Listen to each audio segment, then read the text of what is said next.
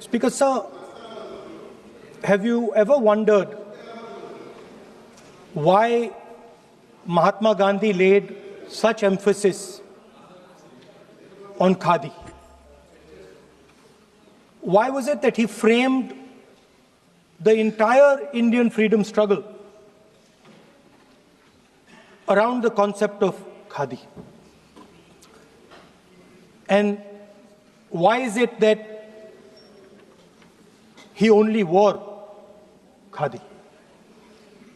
Because khadi is not just a cloth. Khadi is the expression of the people of India. It is the imagination, it is the sentiment, it is the productive force of the people of Aaj pehna hu khadi. It is the expression of the people of India. Speaker, sir, whichever state you go to, you will find different fabrics. There's the Himachali cap, Assamese gamcha, Banarsi sari, Kanchipuram sari, Naga jacket, and you will find that all these fabrics represent the people. When the people of Assam give you the gamcha, they're not just giving you a piece of cloth. They're giving you an expression. They're giving you a piece of their history, their tradition, their future, their imagination.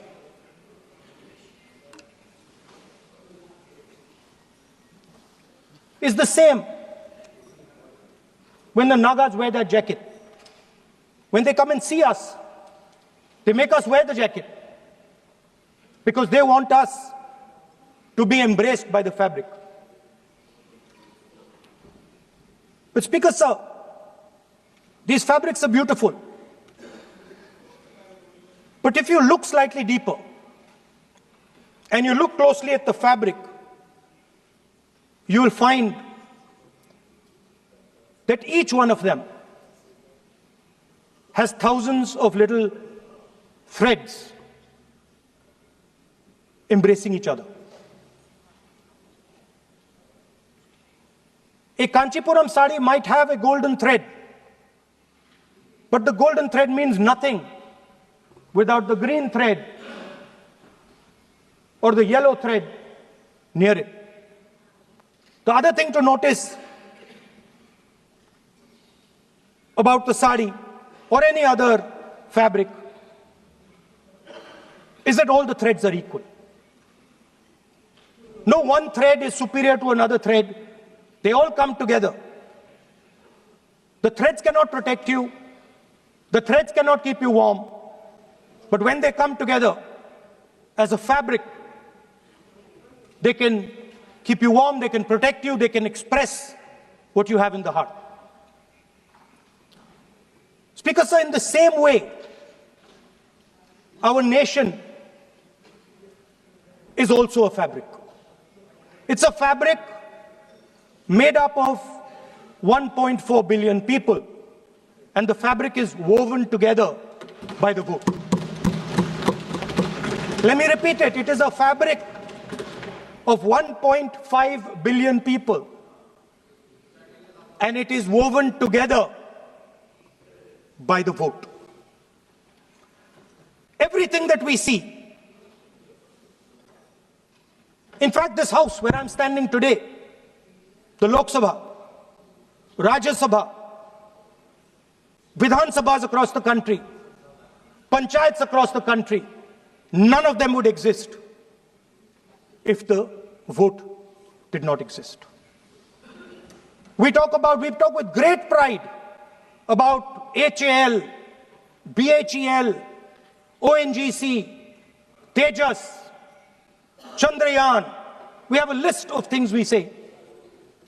Not one of those would exist without the vote.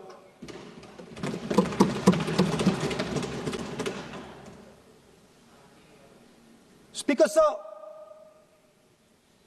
it is the idea that every thread, every person in the Union of India is equal that disturbs my friends in the RSS. They are happy to see the fabric, but they cannot stand the idea that every single person in the fabric of our country, regardless of what religion they come from, regardless of what community they come from, regardless of what language they speak, should be equal. Because they fundamentally do not believe in equality. They believe in a hierarchy, and they believe that they should be on top of that hierarchy.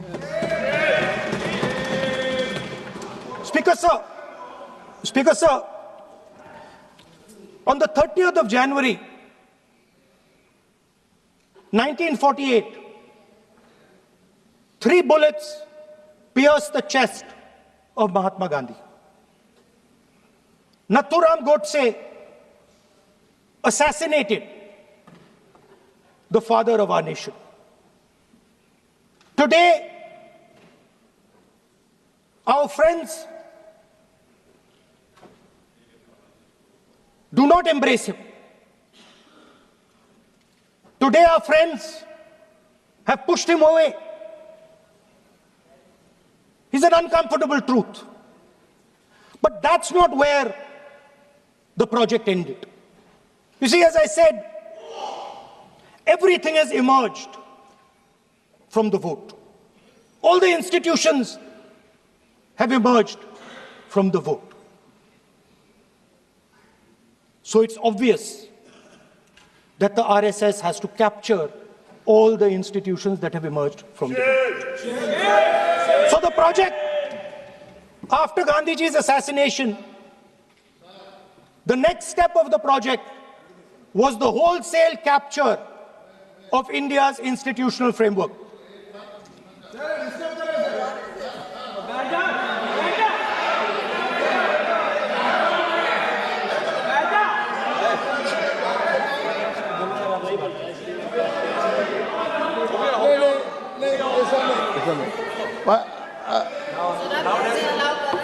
So what is this, sir? Sir, अभी नहीं पहना हुआ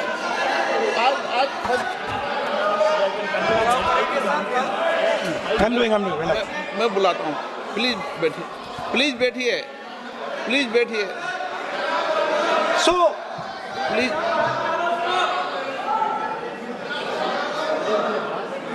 sir,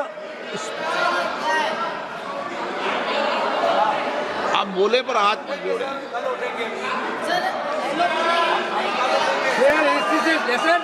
sir, these are uncomfortable truths, but they have to be spoken.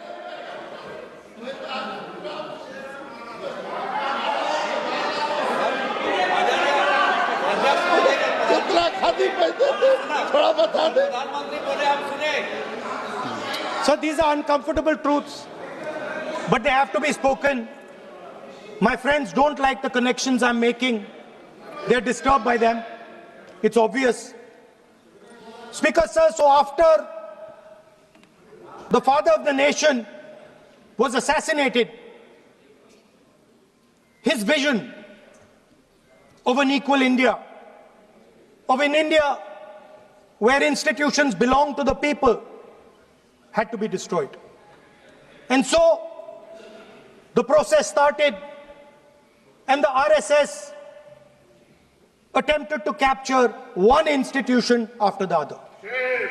And I will give some examples so that it is crystal clear that this is the case. Everybody knows how vice chancellors are placed on top of Indian universities today. Every single person knows this. You go to any university, you speak to any youngster in India, he will tell you that it does not matter whether the professor has qualifications. It does not matter whether the professor has a scientific temperament. The only thing that matters is the professor belongs. माननीय सदस्य एक minute माननीय सदस्य, चुनाव सुधारों पर चर्चा हो रही है। सर ये मैं उसी पे कर रहा हूँ। आप किसी भी संगठन का नाम जो इस हाउस में उसका नाम ले लें। नो एलओपी है तो इसका मतलब ये नहीं है। एलओपी का मतलब नहीं है आप जनरल बात बोलो। आप राष्ट्रपति भाषण में बोलिए जनरल बात। सर हम लोग सुनना चाहते हैं। सर स्पीकर सर हम लोग सुनेंगे शांति से। हम लोग शांति से सुनना चाहते हैं और ये आप लोग सुनिए ना क्या कहना चाहते हैं। धमकी देंगे आप? हम लोग सुनने के लिए बैठा है। अभी तक नेता प्रतिपक्ष एक शब्द चुनाव सुधार पे अभी तक आया ही नहीं है। संसदीय कार्य मंत्री बोल रहे हैं। मैं स्पीकर का परमिशन से ही बोल रहा हूँ। हम सुनने के लिए बैठे हैं। अरे हम सुनने के लिए बैठे हैं। नेता प्रतिपक्ष चुनाव सुधार के लिए जो सुझाव देंगे सुनने के लिए तो हम बैठे हैं, लेकिन चुनाव सुधार को नहीं बोलते हुए कहा जो इस सदन से कोई वास्ता नहीं, जो संगठन उसका कहानी किसी और का बोलना ये कोई उचित नहीं है। समय बहुमूल्य है, समय का मर्यादा भी है। सबका सब यहाँ सुनने के लिए बैठे हैं और ये समय बहुत कीमती है, इसलिए हर एक पल अच्छा शब्दों का कोई अच्छा ज्ञान दे, सुझाव दे, सुनने के लिए हम लोग बैठे हैं। मेरा एक सीमित अनुरोध है नेता प्रतिपक्ष से, आप विषय पर ही रहिए। हम लोग सब बैठे हैं, गृह मंत्री जी भी सुनने के लिए बैठे हैं, लेकिन आप विषय पर नहीं बोलेंगे तो जो विषय तय किया गया है उसे क्या मतलब है। अगर चुनाव सुधार पर ही नहीं बोलेंगे तो फिर इतना समय सबका क्यों बर्बाद करना चाहते हैं नेता प्रतिपक्ष। Should I leave? Should I leave? Then you speak. Should I leave? You speak then. You speak. What is that? You are parliamentary affairs minister. You are a parliamentary affairs minister. You are disturbing the lobby. How can it be? You are a parliamentary affairs minister. You are disturbing the subject में नहीं आपका lobby. आपका lobby subject में नहीं. ये विषय कर रहे हैं. The discussion. One second. The discussion is about the vote and electoral. The discussion is about the vote. एक मिनट सर मुझे बोलने दीजिए। एक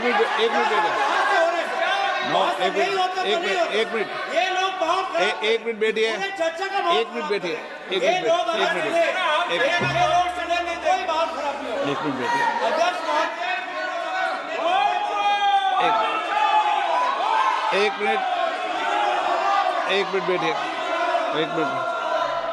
माननीय सदस्य मैं बैठे बैठे अनऑफिशियली बोल रहे हैं, उस विषय बोल रहे हैं। सदन की गरिमा को बनाए रखें, आसन को चुनौती देने का प्रयास मत करिए, ये ठीक नहीं है। Speaker sir, I want to make it very clear. Please. Speaker sir, I want to make it very clear. The discussion is about votes. The discussion is about the stealing of votes. The discussion is about the SIR, and I am framing my discussion about votes. Yes. And what is happening here is patently unfair. I am not being allowed to speak. I am being disturbed, and I put my protest here. I have done absolutely nothing wrong. I am talking about the subject. In order to capture the vote, you have to capture institutions. I am saying that institutions of India are captured, and I will come to the point, which is Election Commission is captured. So, the project of the RSS was to capture the institutional framework of the country, and I said how the education system has been captured. Vice Chancellor after Vice Chancellor after Vice Chancellor is placed not on merit, not on capability, not on scientific temper, but on the fact that he belongs to a particular organization.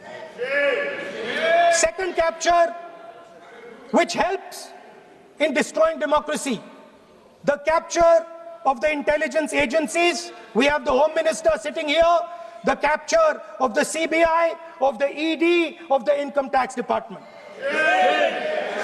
And the systematic placement of bureaucrats who favor their ideology and attack the opposition and anybody who chooses to oppose the RSS. That is the second institutional capture. And the third there are many more. I can go on. And the third institutional capture. What is this?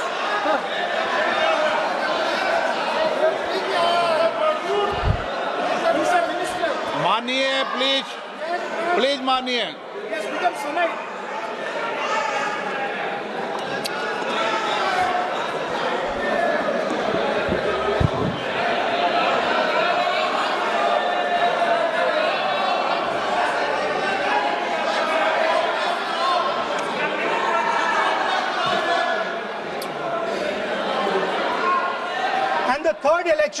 The third capture of the institution that directly controls the election system of our country, the Election Commission.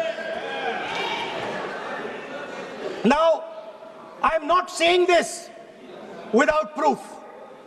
I have put forth adequate proof about how the Election Commission is colluding with those in power to shape the elections. But I want to ask three questions first, which will make it very clear that the BJP is directing and using the Election Commission to damage India's democracy. The first question, why is it that the CJI was removed from the selection panel of the Election Commissioner? What motivation could there be to remove the CJI?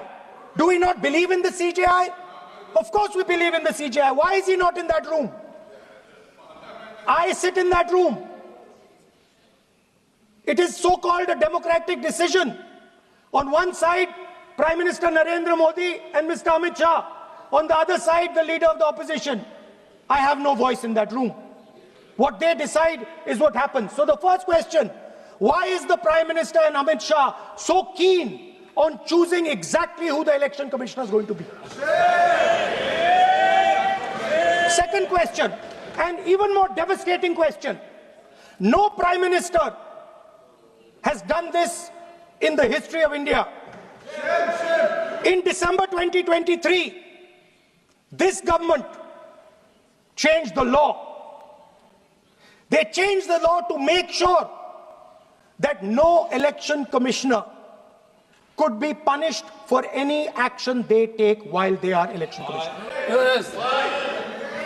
Immunity. Why would the Prime Minister and Home Minister give this gift of immunity to the election commissioner? Why would they need to give this tremendous gift that no Prime Minister has given ever before to the election commissioner? Yes.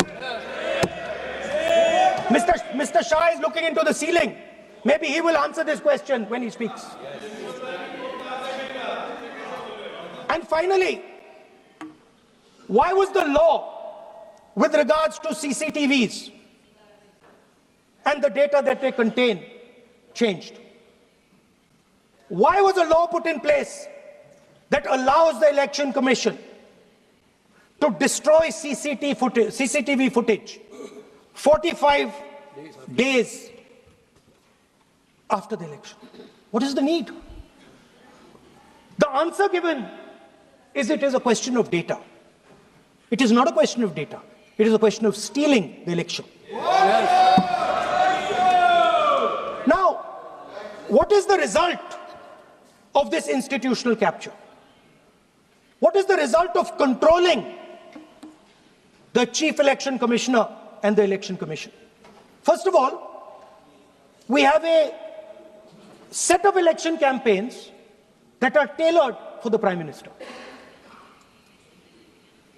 3-month, 4-month, 5-month long campaigns are taking place so that the Prime Minister's schedule can be fitted in to the program.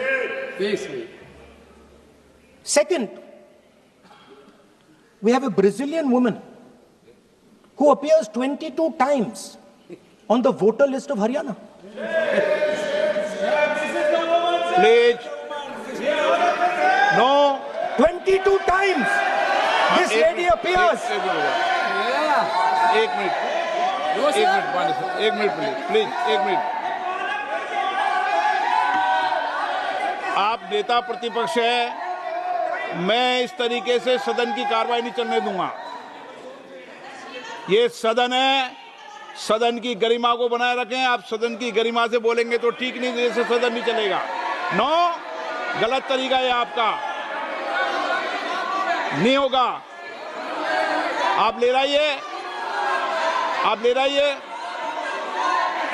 नहीं माननीय प्रतिपक्ष के नेता, आप पहले अपने सदस्यों को समझाइए। नहीं चलेगा, नहीं, ठीक नहीं है। नो, नहीं, बिल्कुल नहीं चलेगा। अगर आप सर माननीय प्रतिपक्ष के नेता, आप अपने सदस्यों को गरिमा समझाइए। सर, बट ये तरीका आप इतने सालों तक यहाँ पर रहे, ये तरीका उचित है क्या? सर, विरोध का तरीका होता है, लेकिन ये उचित तरीका नहीं है। तरीका इधर पे नो, उधर का तरीका क्या है सर? नो, सबका तरीका उधर से होगा, उधर से भी बोलेंगे, इधर से बोलेंगे, सब जगह से बोलेंगे।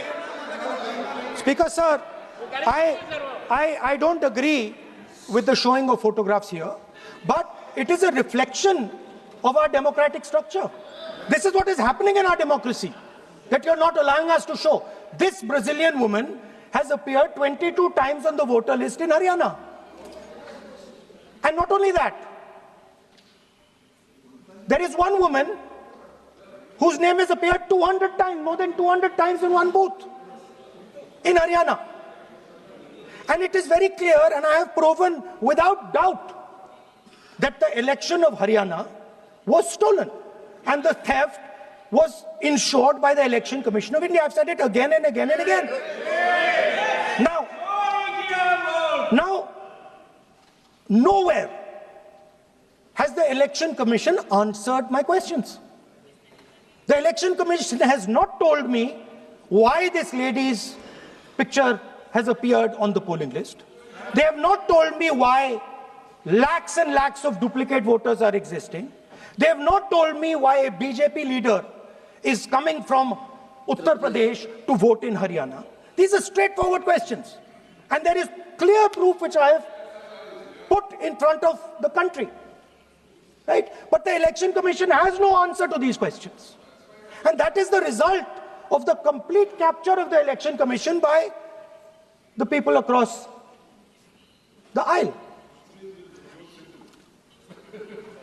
By the way, you're talking about SIR in Bihar. Let me say something about SIR in Bihar. Why is it that after the SIR in Bihar, 1.2 lakh duplicate photos are existing in Bihar, in the voting list? If you've cleaned up the voting list, why are there 1.2 lakh duplicates in Bihar? And we've not just proven this about Haryana. We have proven this in Karnataka, we have proven this in Maharashtra, and I'm absolutely certain this is how you're winning elections in Madhya Pradesh, in Uttar Pradesh, in Bihar, across the country. Now, so what I'm putting on the table is, it is very clear that you've captured the institution. I've shown the mechanism of that capture. I'm also showing you how the Election Commission is doing things that are completely out of line. I'm not getting any answers. Right? So now, let us come to how, when we're talking about electoral reform. Electoral reform is very simple. The point is, nobody wants to do it. The government doesn't want to do it. What does electoral reform require? What we've been saying. Number one, give machine-readable voter lists to all political parties 1 month before the election. That's the first step. The second step is take back the law that allows the destruction of CCTVs, CCTV footage. Very simple, not difficult. While you're doing that, also tell us what is the architecture of the EVM. Give us access to the EVM. Yes. Let our experts go and see what is inside the EVM. Yes. Till today, We have not had access to the EVM. We are not shown the architecture of the EVM. We're not physically allowed to go and see an EVM. Give us the architecture. Give us access to the EVM. And finally, please change the law that allows the election commissioner to get away with whatever he wants to do. That's all the electoral reforms you need. And I want to assure the election commissioner that they might be under the impression that this law lets them get away with it. Let me remind them, don't worry, we are going to change the law, and we are going to change it retroactively, and we are going to come and find you. Right? So this is the situation that the country is faced with. You know, everybody says to us, India is the biggest democracy. Actually, I was thinking today, we're not just the biggest democracy. We're the greatest democracy. And I'm not saying it just like that. I'm saying it, America calls itself the oldest democracy. But the democracy that weaves together the largest number of people, the largest diversity of people, the largest number of languages, the largest number of states is this country. And so our most powerful asset, the thing that stitches together the entire concept of modern India, stitches together the fabric of modern India, brings people together, allows them to build this great nation, is being attacked by these people. They're destroying it. You know they're destroying it, I know they're destroying it, and they know they're destroying it. And I'd like to conclude by saying that the biggest anti-national act you can do is vote chori. There is no bigger anti-national act that you can do than vote chori. Because when you destroy the vote, you destroy the fabric of this country. You destroy modern India, you destroy the idea of India. So I'd like to conclude by saying vote chori is an anti-national act, and those across the aisle are doing an anti-national act.